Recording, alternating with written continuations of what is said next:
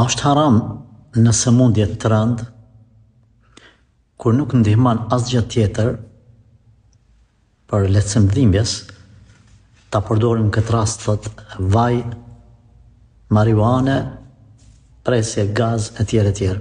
Domethënë produktet si duket ka pyetjen të cilat në vete apo janë lloje të drogës.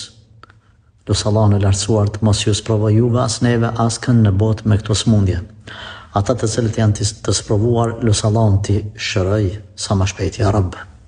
T'u jap shërim, lumturi, kënaqësi, gëzim këtë dunja atyre familjarëve edhe gjithë akrabave të vet.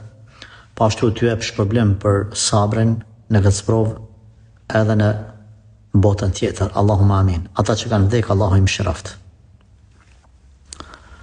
A bën mi përdor këto gjëra apo jo, kur janë dhimbjet ekstreme dhe asnjë lloj ilaçi nuk i nal ato dhimbje? Wallahi nuk e di.